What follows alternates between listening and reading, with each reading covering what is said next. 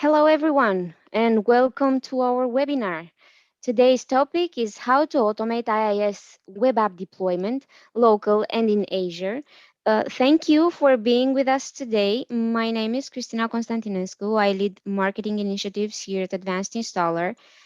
This session will be presented by my colleague, Gabby Diaconita, a senior software engineer at Advanced Installer. Thank you, Christina. My name is Gabriel.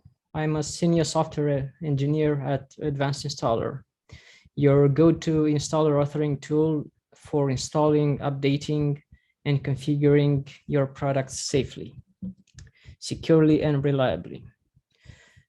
I've been directly involved in the IIS integration development team here at Advanced Installer for the better part of 8 years. This gives me some intimate knowledge of how everything relating to IIS works in Advanced Installer, and I would like to share it with you today. In this 1 hour long session, we will be exploring how Advanced Installer facilitates IIS web app deployment and helps you deliver awesome web apps to your customers. I am excited to show you some nifty features along the way that we've built in our product. Let's jump right in.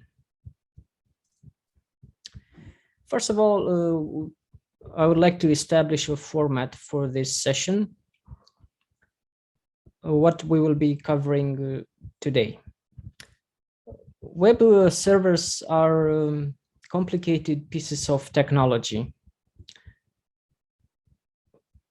And IIS, Microsoft Information Services, is no exception to this. So first of all, we will be exploring the fundamentals of IIS in trying to establish a foundation and try to get an understanding of what we're trying to do here. And take a moment to appreciate the intricacies and potential pitfalls, costly pitfalls that we may fall into when deploying web apps on IIS servers. Then we will proceed in showing how Advanced Installer integrates with IIS, what we've built in directly in Advanced Installer, what's the user interface, what kind of features we are offering, and take a thorough walkthrough through the product. And then after talking about all this, I think that the best way to show something is to actually use it. So we will be leaving the presentation screen and go to my local machine and have some fun using IIS in a live demo. And we will be trying to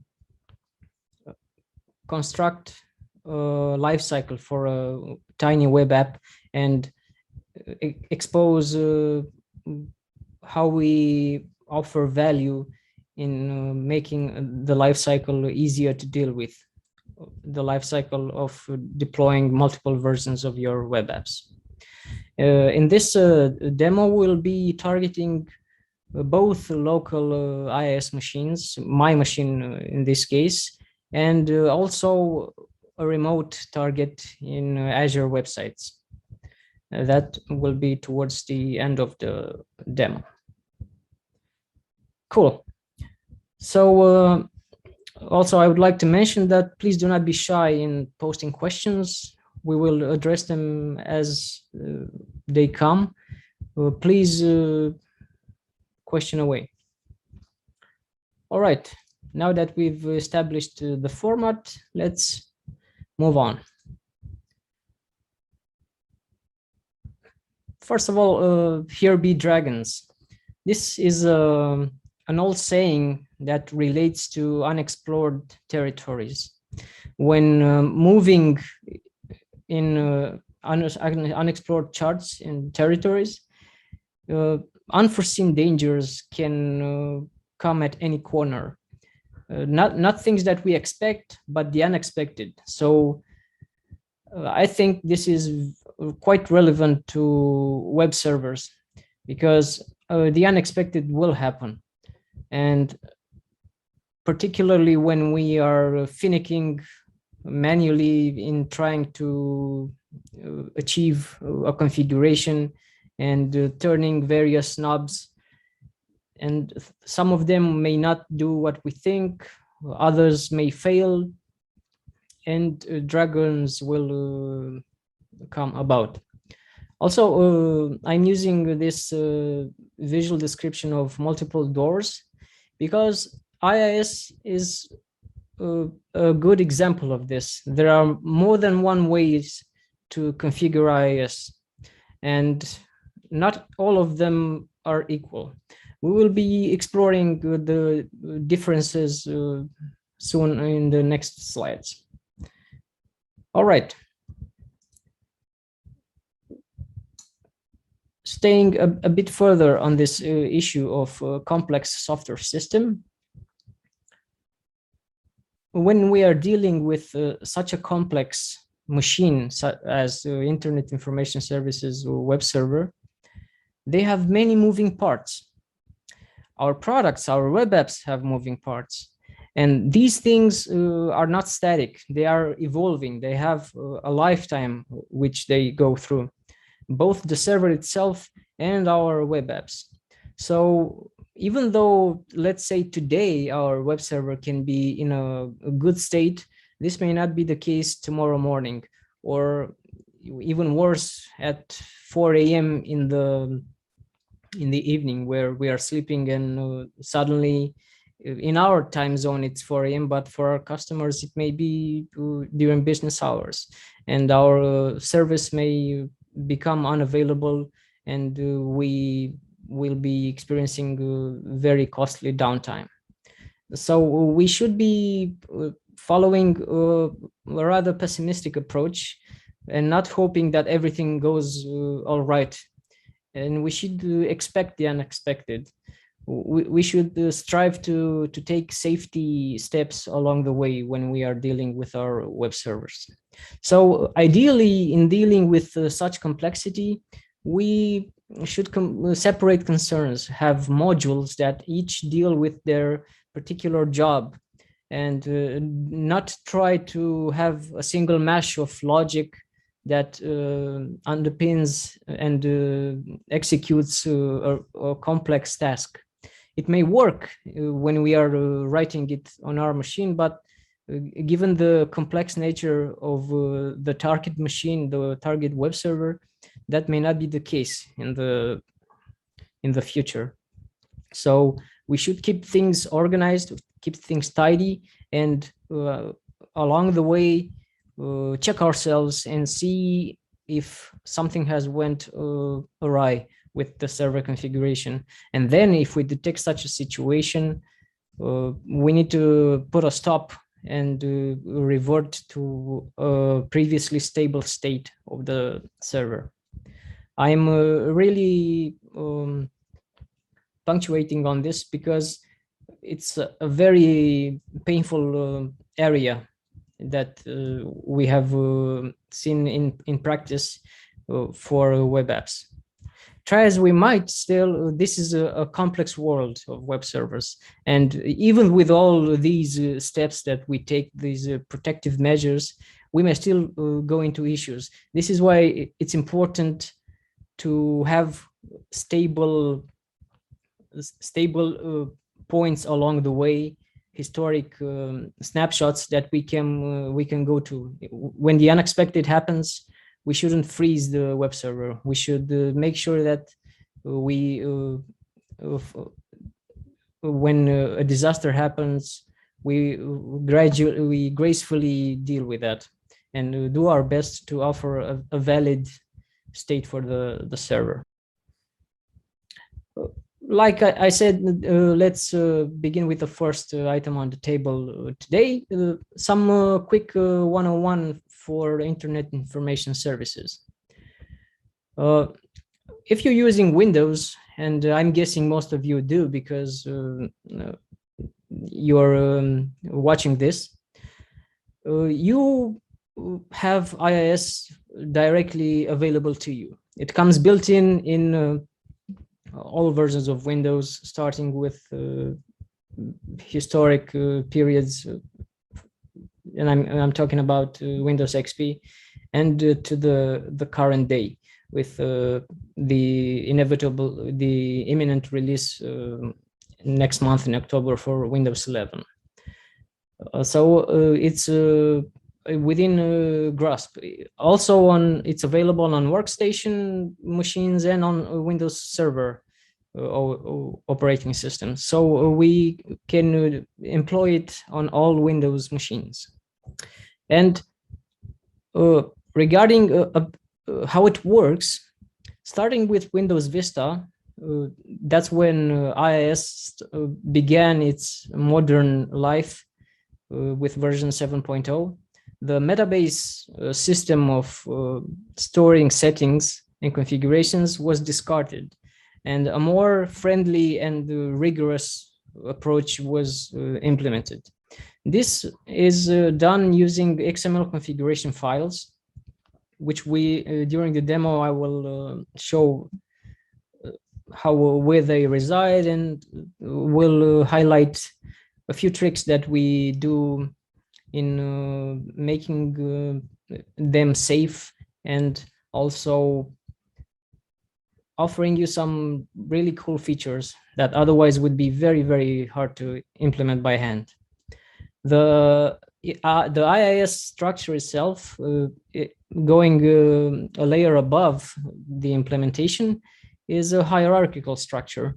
We have the web server that contains multiple websites, and each of the websites is composed of multiple web apps, or at least one, and each web app contains at least one virtual directory. The hierarchical structure is also implemented for the configuration for the XML files.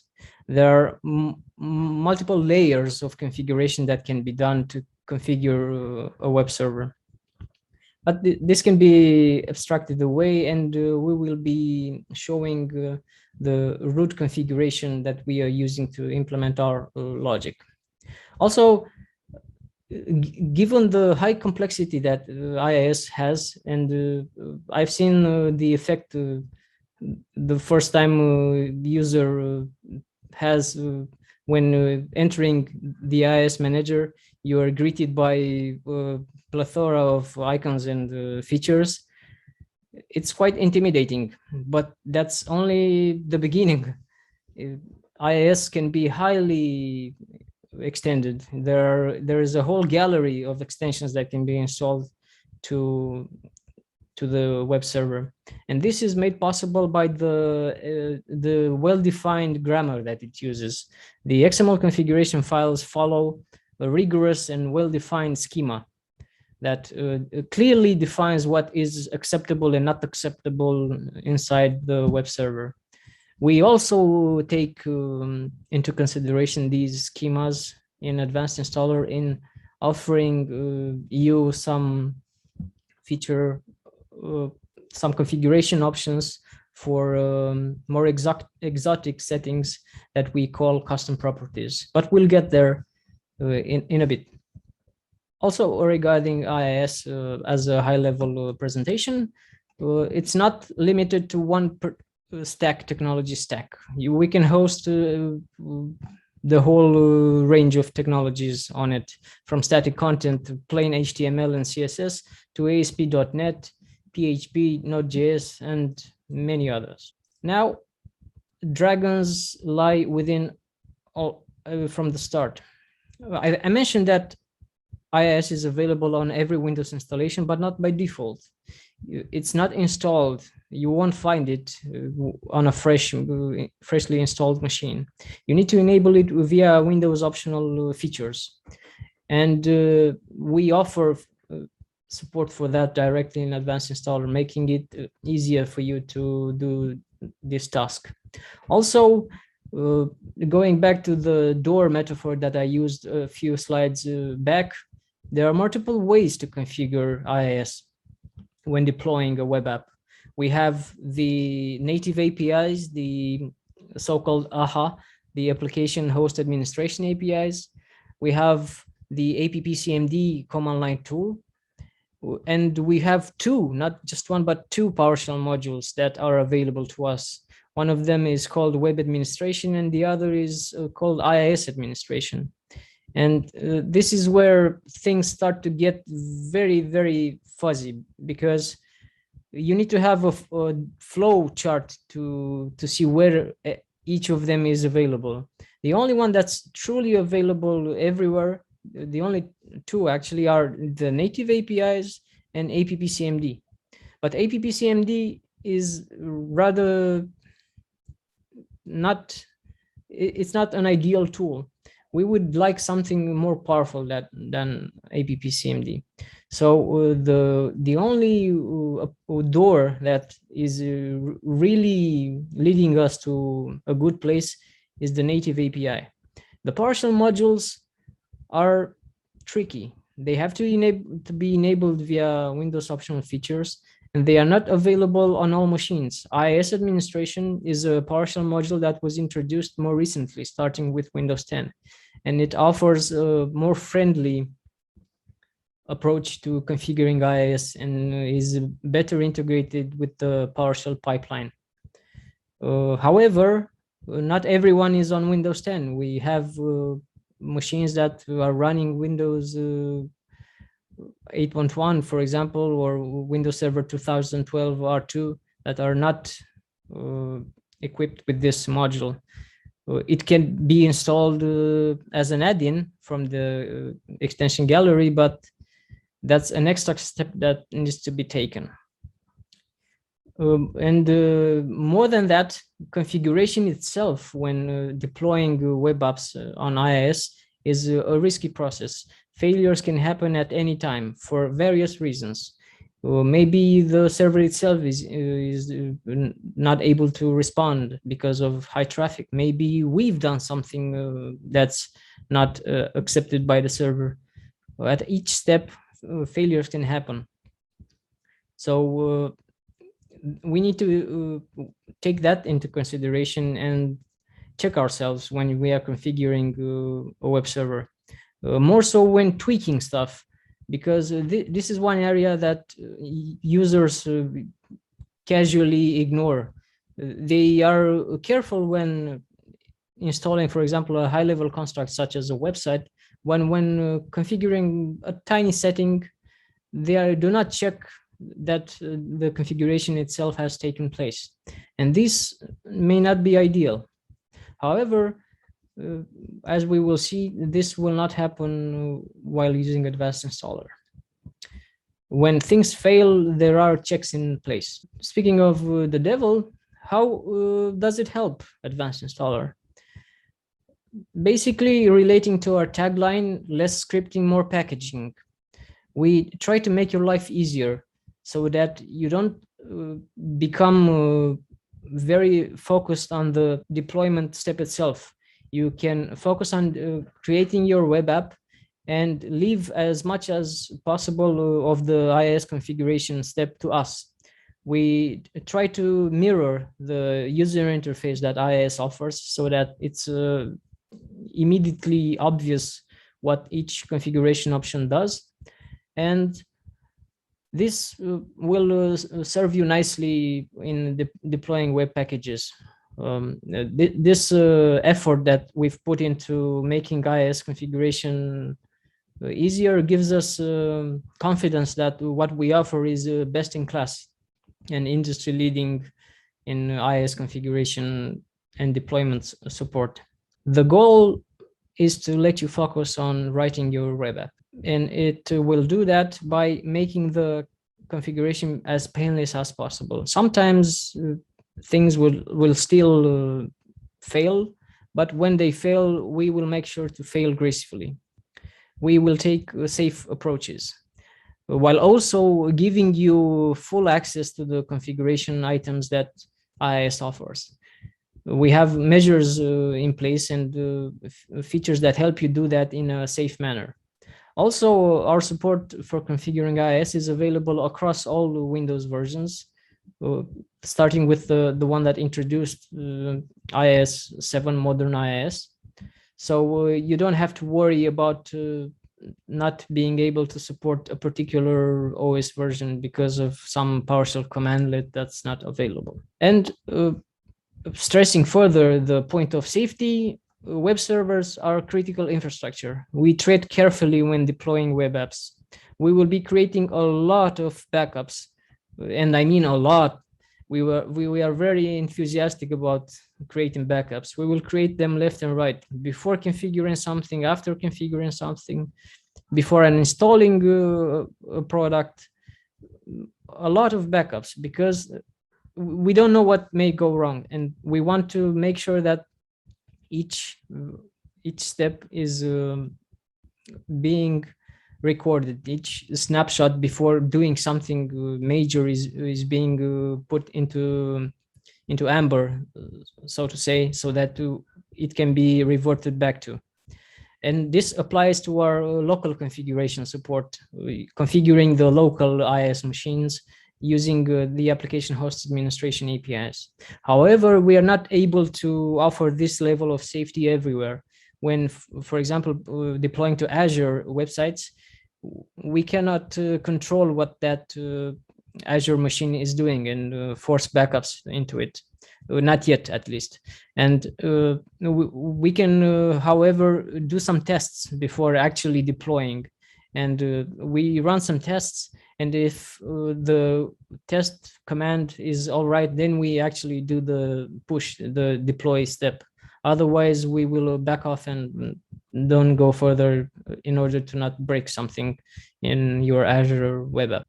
In a nutshell, the support we offer in Advanced Installer for IIS closely follows the hierarchical structure of IIS, as I mentioned. And this is for good reason, because the first impression matters. We don't want to force you to learn an exotic UI paradigm. We want to stay as close as possible to the UI that IIS Manager offers, so that the goal stays within sight, that you focus on the web app itself and not on the configuration steps.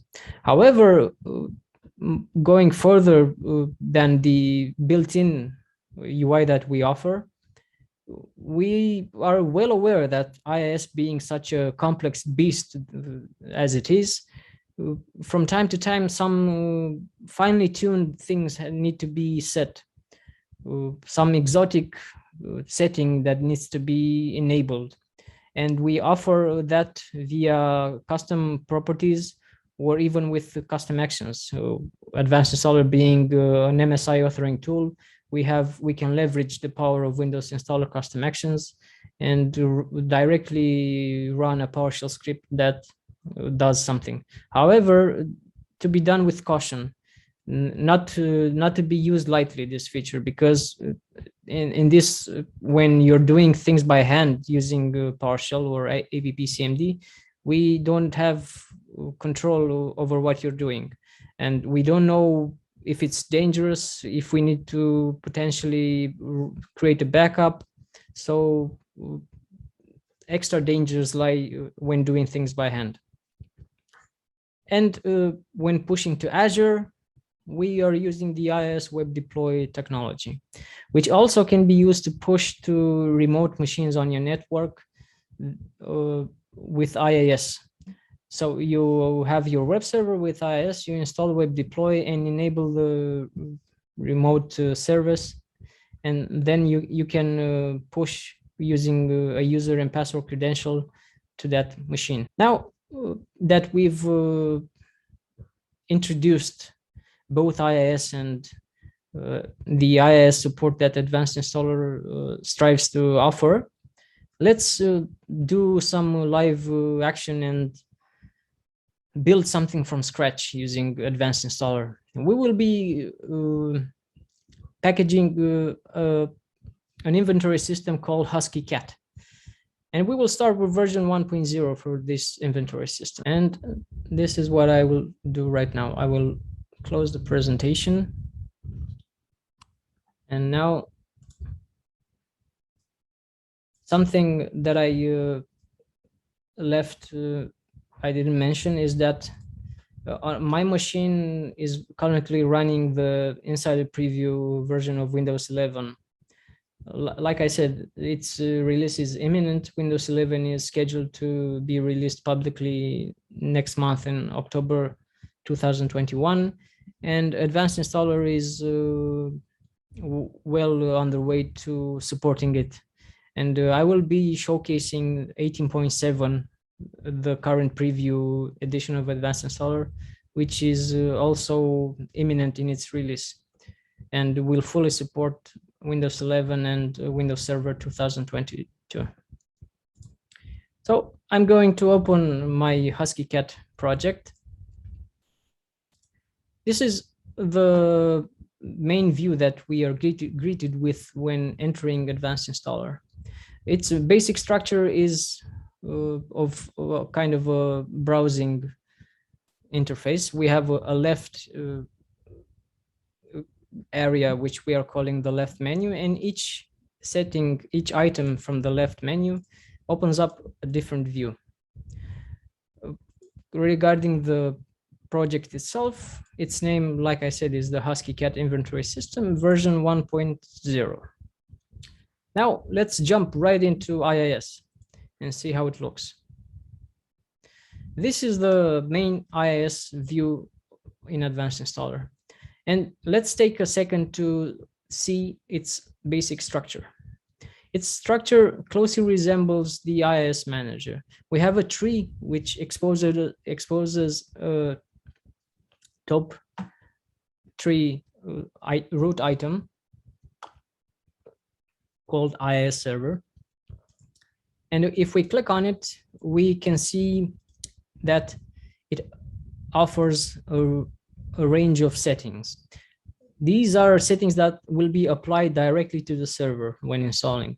So we can update fast CGI settings, we can add ISAPI filters, or set MIME types for the whole server itself.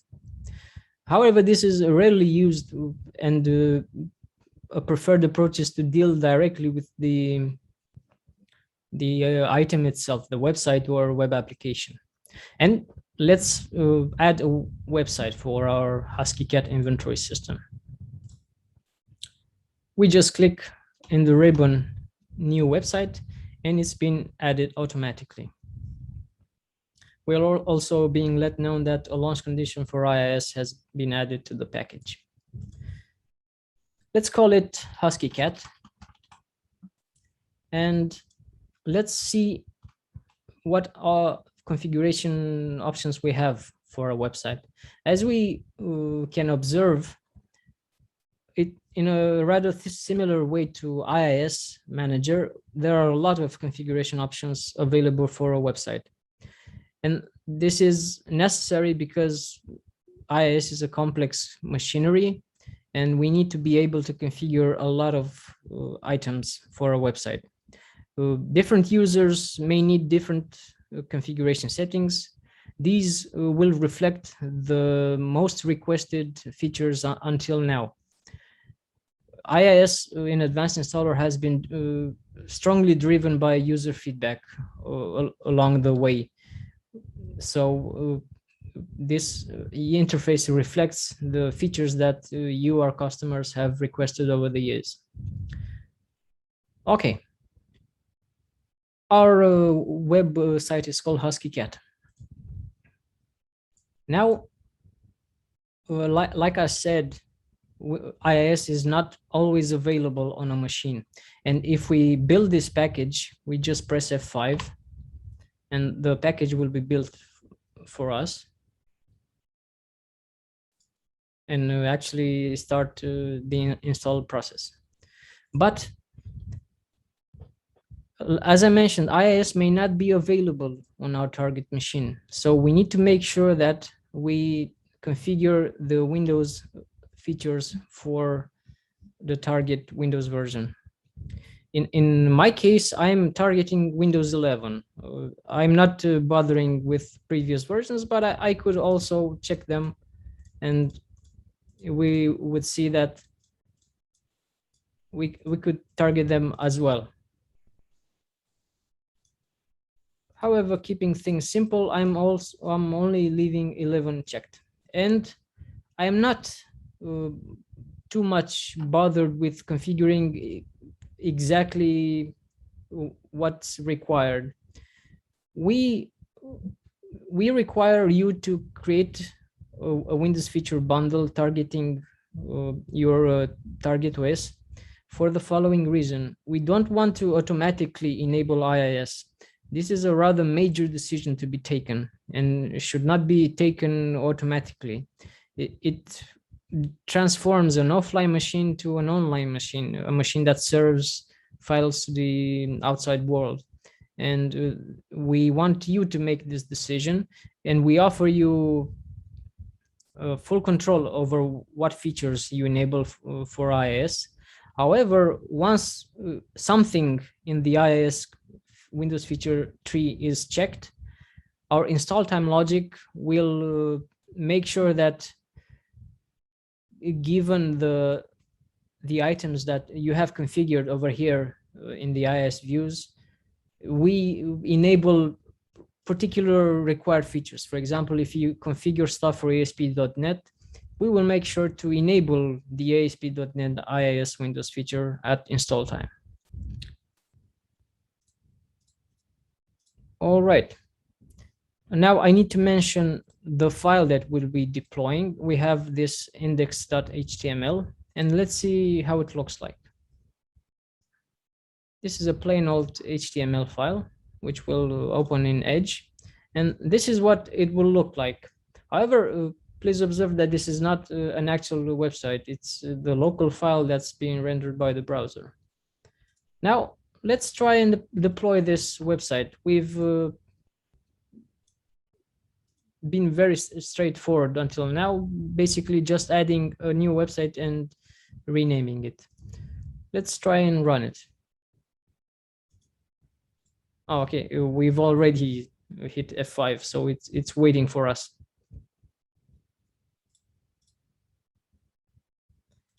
So we are installing it. We are being let know that the install time logic is taking a look over the required Windows features that need to be enabled. And now we are moving forward with the installation. IIS itself is being configured. And we're done. Now let's take a look over IIS Manager and see what we've achieved. This is the IIS Manager with its rather plentiful configuration options. And let's expand the left tree over here. And we can see that Husky Cat has been added, and we've automatically started it. By default, the default website will have been started in IIS, but we've made sure that we stop the default website and start our freshly added website. And let's hit browse and see if it looks like it should.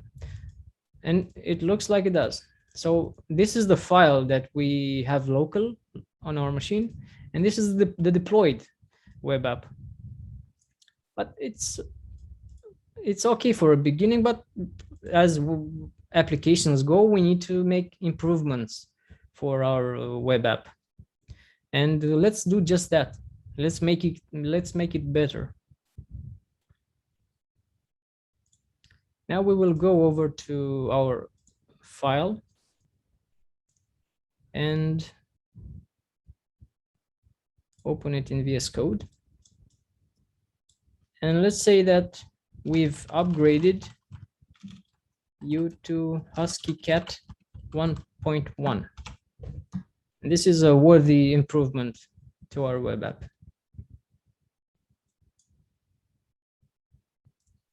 Now, I would like to take a small pause and show you the backups that we've made along the way.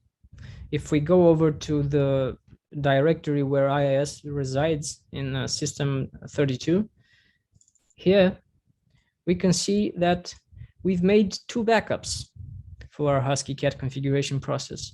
We've made one before installing it, and we've made one after installing it, so that we have all the information that we can access before and after. And those backups basically are snapshots of these files. In the application host.config, if we open this in VS Code, we will find the XML that describes our web server. And at the bottom, we see the configuration settings for our Husky cat. Now, we've deployed our first version. However, the administrator of the server, while running Husky cat 1.0, will not be satisfied by the delay the first time request experiences. The first time somebody accesses Husky cat, it will take some time to be rendered in the browser. And IIS offers a feature called preloading, which we didn't enable. We could have enabled it, but we didn't because we don't want to. But the administrator of the web server, your client, wants to enable it. So what they do is they go to advanced settings for the website and hit preload enable and set it to true. Now things change. IIS makes sure that the website is preloaded so that even when the very first request arrives, everything is ready and set to go. And the administrator is very satisfied with this. Coming along are we with version 1.1 of the product. And let's do that. Let's set 1.1 right here in the version field. And now, returning to IIS, we are prompted to generate a new product code. And let's install it again. We've made sure, I think, to update the file. Yes, we did. All right, let's run it again. And now we are installing version 1.1 of the product.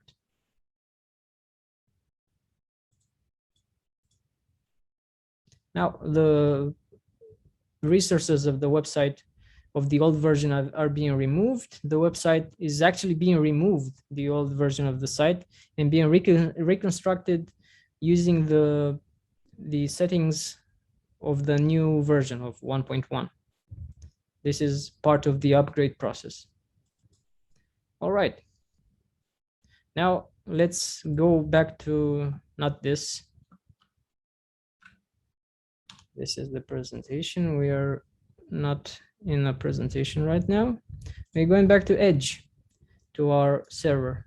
And if we press F5 right here, we are being greeted by a message letting us know that an upgrade has been made to our web app. And we are now at version 1.1. However, the administrator of the web server will be slightly annoyed by what's happening because let's look what happens. Preload has been put back to false.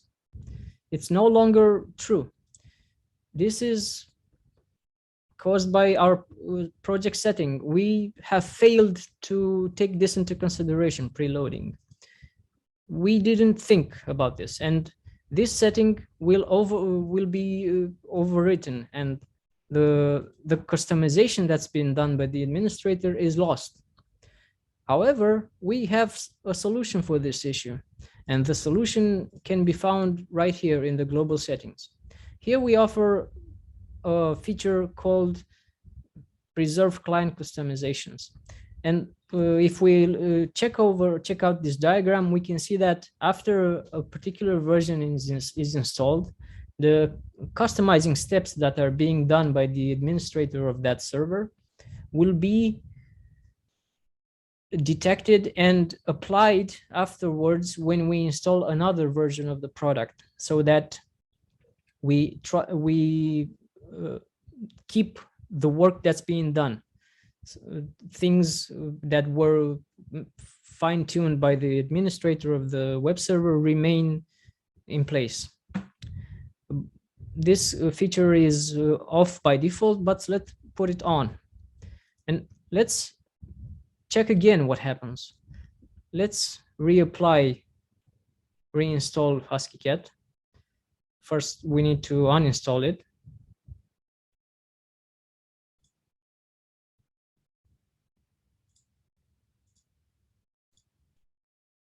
All right, the uninstall process has already been done. And now we are reinstalling version 1.1.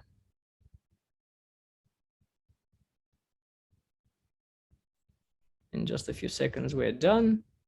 And let's check that our web server is still alive and kicking, and it is. And going back to our setting right here of preloading, it's set to false. Now the administrator, being slightly annoyed, comes and sets it to true. Now, given the fact that we've enabled this feature, let's see what happens on the next upgrade. Now let's go to the future and release version 1.2. We generate a new product key. And let's make sure to also update the message being displayed. Press F5.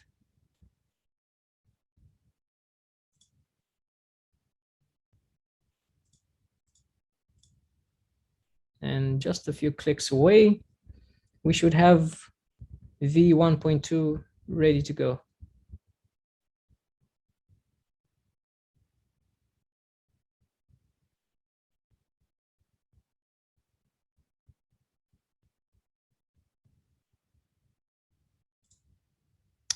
Awesome. Now, let's make sure that the service is up and running. And it is. We are on localhost. We are at version 1.2. We are refreshing the IIS manager. And let's take a look at advanced settings. And now if we take a look over preloading, we see that it remained enabled. It no longer, sorry, I accidentally changed it. It no longer became false on a major upgrade. And this is made possible by the backups that I stressed before. All these backups that we are doing, we are putting them to good use. And we can analyze them between major version installs and take a look at the XML configuration items and pinpoint precise changes that have been made in the configuration file. And then we collect them and reapply them when a new version is being installed. So I think this is a quite useful feature that's been highly requested. It took us a while to implement it because it's not so easy to do, but we are very happy with the result, and it's ready, available at your fingertips. And right here, I would like to take a moment to ask Christina for a poll regarding this. We are eager to know if any of you have already used this feature in helping you preserve customizations done to your target web apps.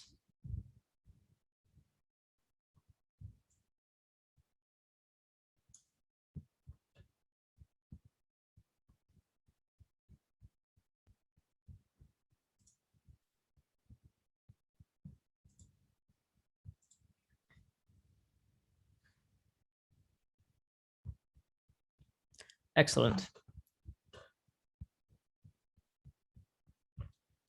Let's move on.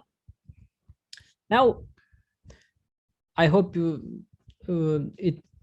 interface is not too intimidating, but even though there are a lot of configuration settings, like I mentioned, there are a lot more available. And if you want to configure something that we don't have predefined support for, so for example, bindings, we offer excellent support for configuring bindings, HTTP or HTTPS. We can select certificates from the package to be installed at runtime.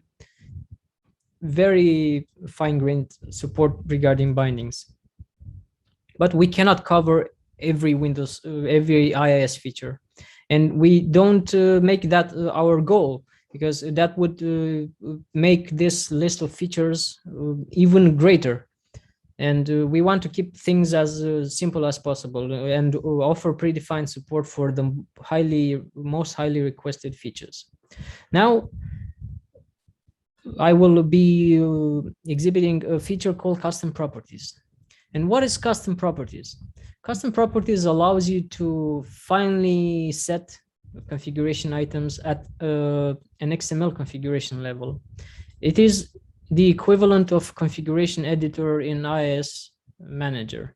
In configuration editor, you are presented with the basically the logical schema of the configuration XML file. And here you can set configuration items at a low level, basically writing them down.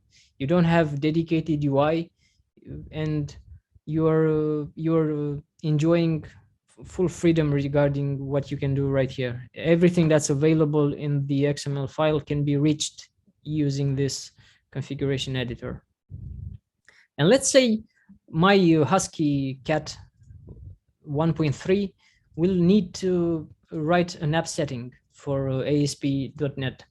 And I am browsing through the advanced installer, and unfortunately I cannot find such as I can in IIS Manager. In IIS Manager, there is an icon for application settings and a dedicated UI for this feature.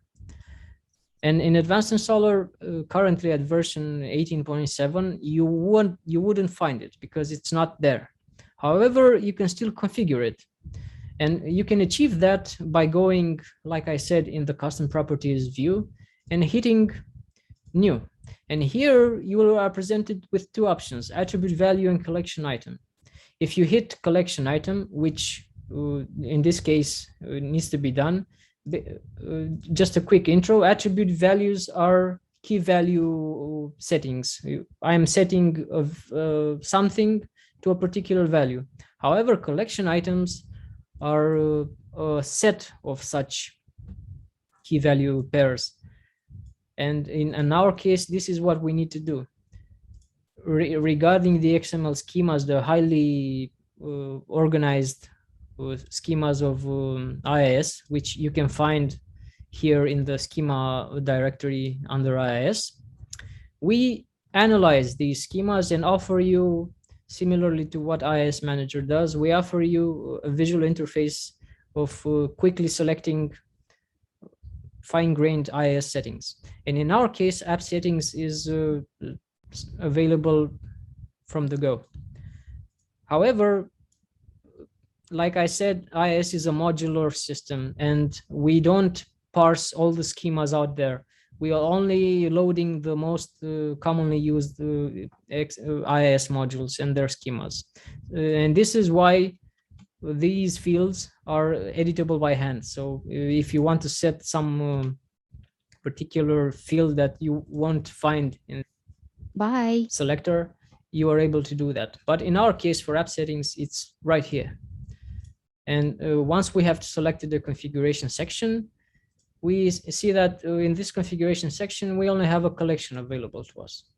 And we have key value to set. So let's say that the key is Husky and the value is cat. Press OK.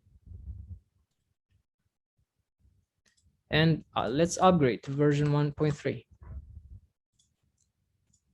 And remember to also update our message.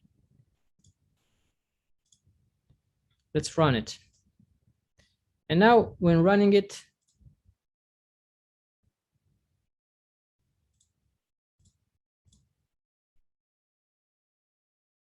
going through the usual steps of analyzing required Windows features.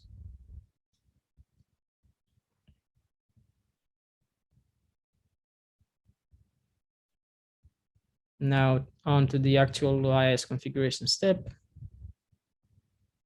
And before you know it, we are done.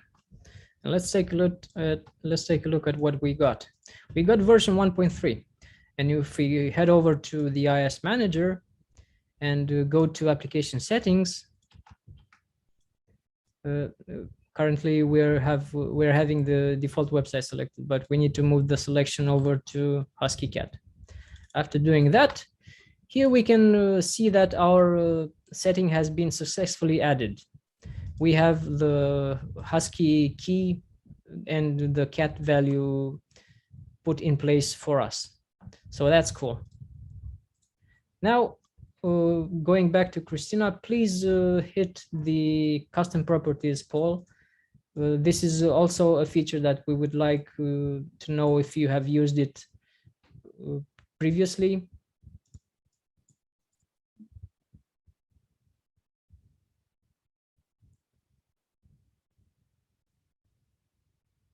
Let's go back to Advanced Installer.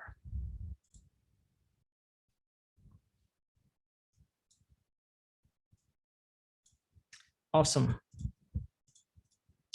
Now, like I said, we try to make things really easy for you. And one of the things that you need to do when installing a web app, you don't always need to install a website. Sometimes you have to install a web app.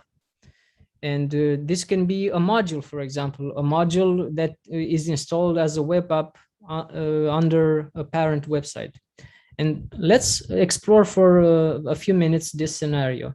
Let's convert our website to a web app and create our target. This is our parent website,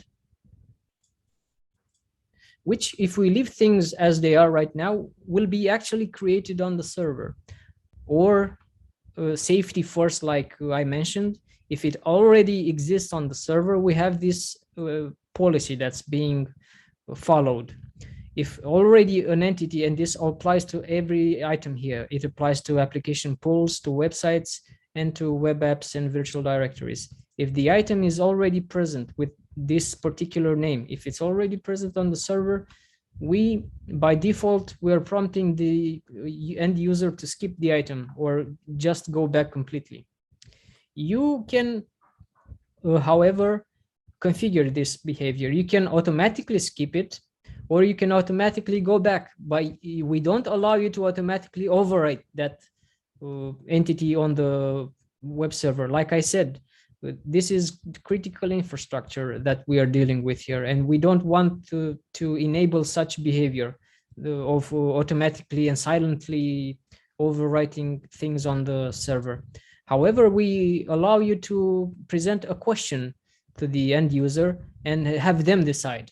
So they will be informed of what's happening, and will be prompted with a message box asking them if they are okay with a new website with the same name being installed on their server, which will of course override and will overwrite their existing one.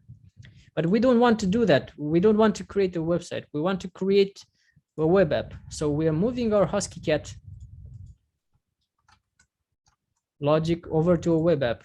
And we just want a parent website. And since we don't want to install it, we want to skip this item. It's only a placeholder to have something apparent for our web app. However, now we identify an issue because this name is fixed, and we can make this configurable using a browse operation, and we offer support for that. We offer what's called IIS browse operations, and we can browse for websites on our target machine. Let's browse for a website, and we will be displaying the, let's create a dialog that will be displayed. And I already have one made up for this purpose.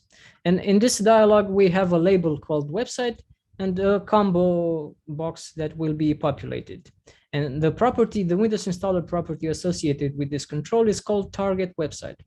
Now, if we go back to our browse operation, we say that we want our browse to save the result in this combo box property. And this is all we have to do. This will save the website name in this property. And now the final step that needs to be done is to use a formatted field here in the website name. And we use the very same property that we are using to browse the web server for websites. And now let's take this for a spin and see what happens.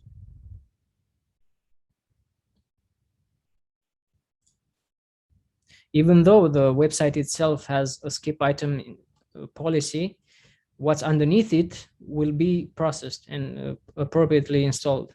So before proceeding with the installation, we see that the site HuskyCat does now no longer exists. If we refresh IIS at the site's root level, we see that our web server currently has only one website. And if we move forward with the installation, we see that automatically we have been presented with the list of available websites. If more than one would be available, we would see all of them right here. But in our case, we have only one. And we select it and move forward. And when moving forward, let's see what happens.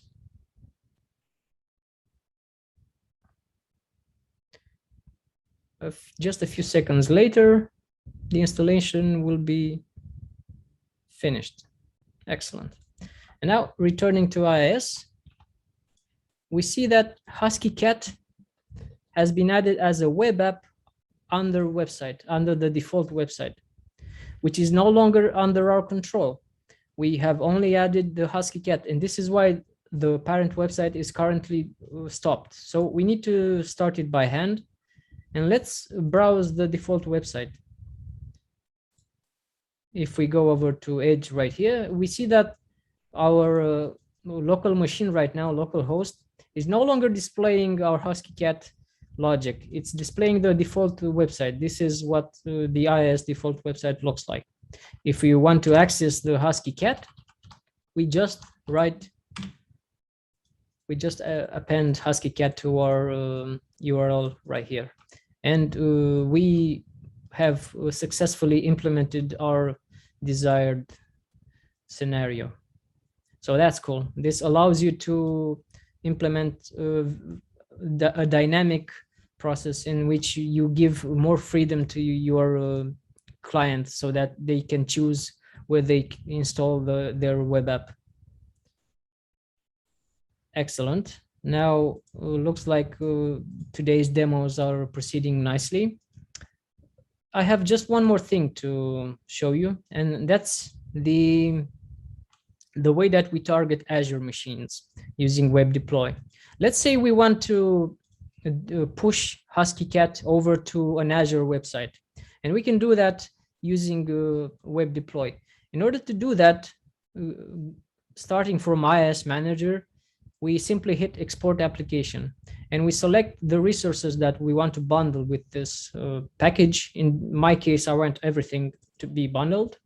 And here in package parameters, we have one parameter in this case, but we can create as many as we want and use them accordingly in doing stuff with them. But this parameter is very important because it says what's the name of the target that we are targeting with the package. So let's give it a more meaningful name, not just parameter one. Let's say target site name. Press OK and move forward. And let's save this package on my desktop. Let's call it Azure Deploy. I'm saving the package. Everything went smoothly. Now, if I want to deploy this to Azure, let's say I'm having a clean slate right now. So I'm just gonna go ahead and delete my previous work that I did right here. Now I head over to web deploy packages and simply hit add web deploy package. And now I'm being prompted to select the package, and I'm doing that right now. And awesome, it's been added to the interface right here into the menu. And here we are presenting with selecting a target for our package. And we have three options available to us. We can push it to a local IIS server, which in this case is my local machine. We can push it remotely to another IIS machine. Here we have to put either an IP address or some network name that's resolvable to an IP address, and the target website under which to install the web app, and of course credentials to connect to that machine. But the more interesting option, which we will be using right here in this very moment, is this one, publishing to the cloud. And to do that, we need a profile, a published profile. And the way to obtain this published profile is to head over to the Azure portal, which I have conveniently opened right here. And if I go over to my web app that I'm using at the moment, it's this one with this rather tongue twister of a name. And let's take a moment to see its URL. So this is the URL of the application. Let's hit this URL up and see what it renders. So this is a publicly available address, and if when accessing it, we are greeted with this message. Cool. All we have to do right now is grab the published profile. So we hit this option right here in the top section, get published profile. And awesome, it's been downloaded into my downloads folder. Now, all I have to do is head over to Advanced Installer and select it. And let's go to downloads and use my published profile. Excellent. And this is, I'm almost done. All I have to do right now, we've loaded the package and explored it a bit and seen what parameters it describes. So here in parameter values, you will be able to see that we have the parameter that we have configured in IIS Manager called target site name. Let's hit run and see what happens. The default value for that parameter has been set by IIS Manager to default website /huskycat, because this is the path it had on my local machine. When installing, this dialog no longer does anything because I deleted the browse operation.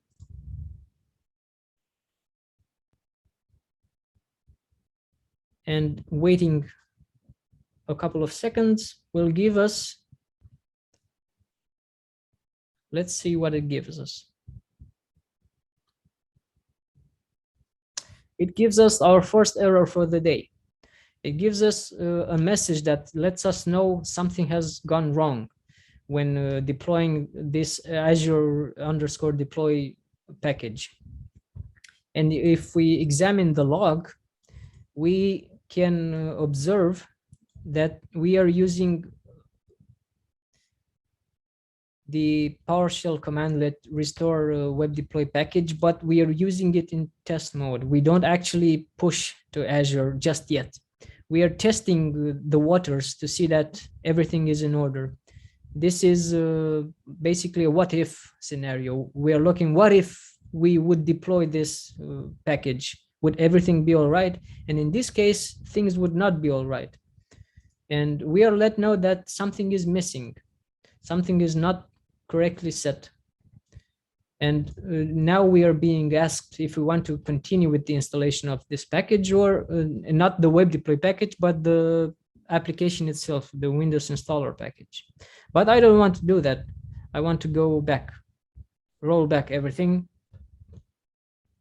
and head back to the Advanced Installer IDE right here and do the final bit that I need to do.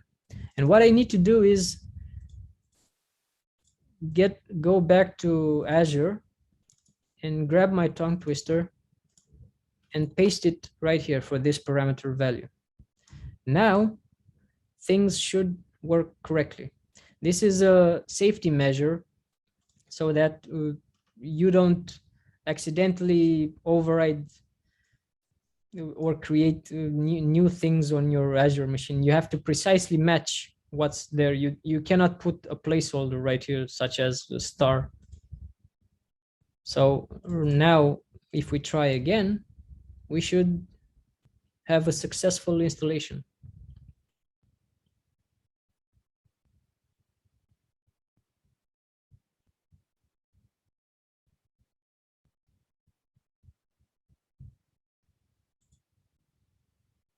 Awesome. So the installation appears to have gone all right. And the test to see if everything works is to actually access our endpoint. And let's see and do just that. And voila, on Azure right now, on Azure websites, we have deployed our Husky Cat to 1.3, which is awesome. Just what we wanted to achieve. Now, this is most of everything for today. And there's one final poll that needs to be enabled, and that's regarding to failures. We would like to know if you have experienced downtime in your work during the years, server downtime caused by either a web app or its deployment phase. So Christina, please. Excellent, thank you. All right, this concludes my advanced installer demo itself. Let's head back to my presentation screen.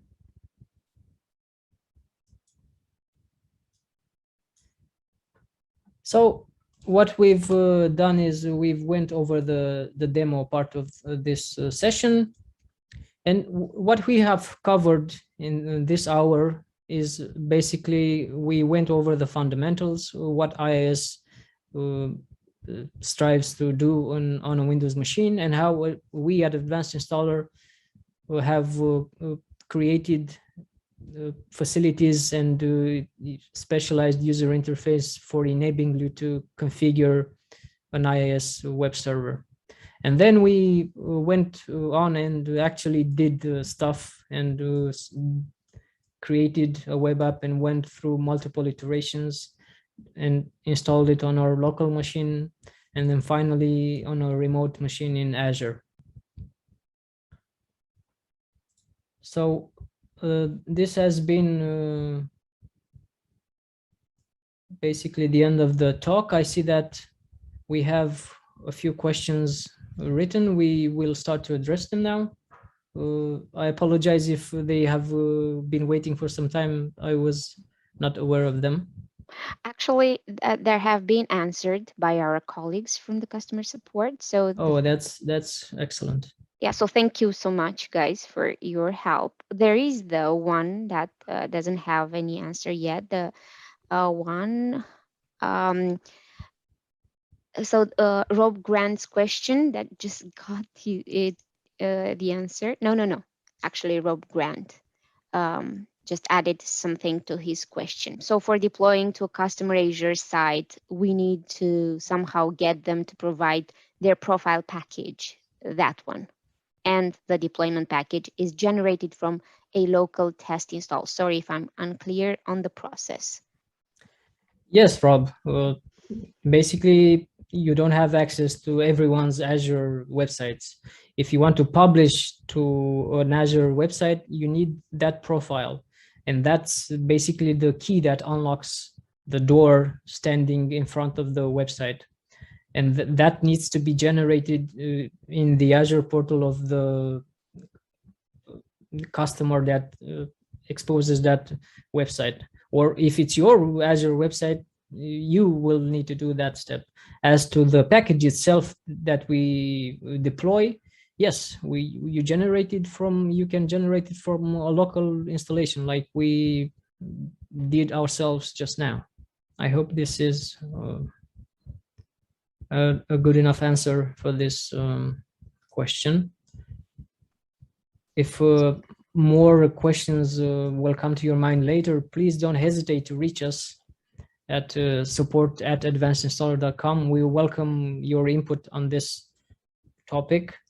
And like I said, user feedback has always been a driving force for Advanced Installer in creating better IIS deployment for our customers, please reach out to us. And don't forget to enjoy the rest of your day. So thank you everyone for participating to this webinar. It was really condensed with a lot of information. Thank you, Gabby, for sharing all this knowledge. One little thing just before we say goodbye, please share with us your ideas of topics that we can cover in the future webinars. So just tell us. We are going to have at the end of this webinar a survey for you to just fill in with ideas of topics if you have. Thank you again, everybody.